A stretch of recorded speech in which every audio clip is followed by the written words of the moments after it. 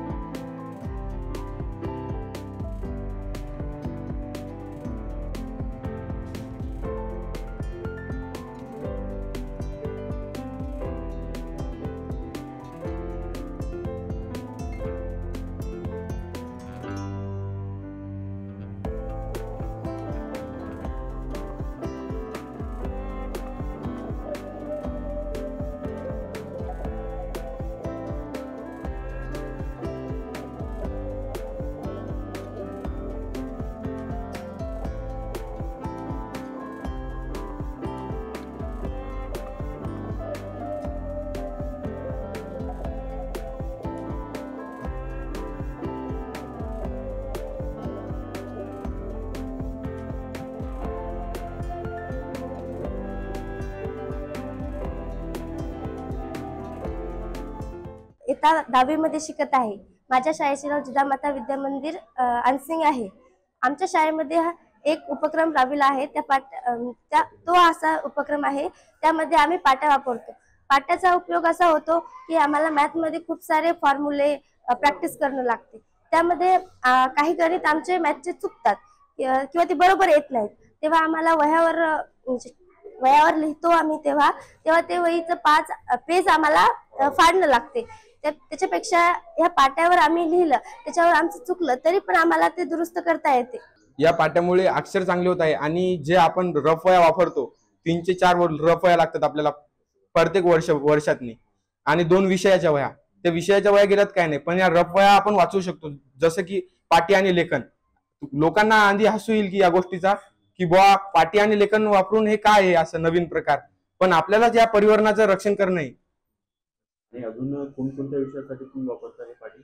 आम्ही मॅथ साठी वापरतो, सायन्स साठी वापरतो आणि आम्हाला जर काही आता ड्रॉइंग साठी वापरतो आणि भूगोलातले काही नकाशे काढायचे असतील तर त्यासाठी बी आम्ही त्याचा उपयोग करतो. मी इयत्ता 10वीची विद्यार्थिनी आहे.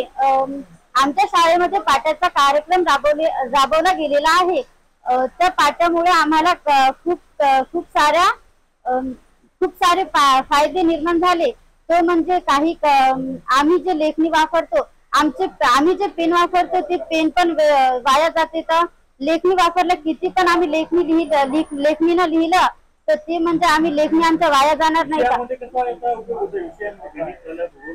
विषयामध्ये आमचा स्पीड पण वाढतो आणि आमची प्रॅक्टिस पण होते गणितामध्ये. मी वर्ग 10वी साठी शिकवत असताना माझे लक्षात येत आहे की आपण शिकवताना विद्यार्थी म्हणतात की आम्हाला गणित खूप चांगलं समजलं, परंतु ज्यावेळेस आम्ही पेपर घेतो आणि पेपर तपासताना लक्षात येते की मुलं अनेक चुका करतात, त्यांचे बरेच कन्सेप्ट क्लिअर झालेले नसतात. पण आता जेव्हा आम्ही पाट्यांचा उपक्रम घेतोय या पाट्यांमुळे मी वर्गात शिकवल्यानंतर त्यांना एक गणित मी सोडवण्यासाठी देतो त्यावेळेस ते मुलं गणित सोडवतात आणि मला समजले की नाही हे त्यातून समजते. त्यामुळे आता मुलांची सोडवण्याची गती वाढते, अचूकता यांच्या गणित सोडवण्यामध्ये येत आहे. सोबतच पर्यावरणाचा सुद्धा यातून आपण ह्यास वाचवत आहोत. कारण की मुलांना सरावासाठी जे 5-10 वह्या विकत घ्याव्या लागत होत्या त्या आता विकत घेण्याची गरज नाही.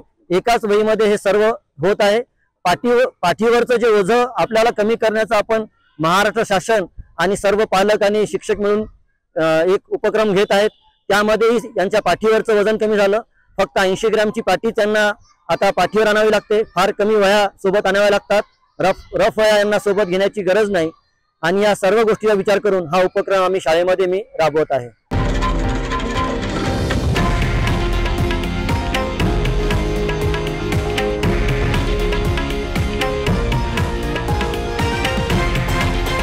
हे आहे देशातील नंबर 1 न्यूज नेटवर्क आणि आपण पाहत आहात TV9 मराठी, एकमेव.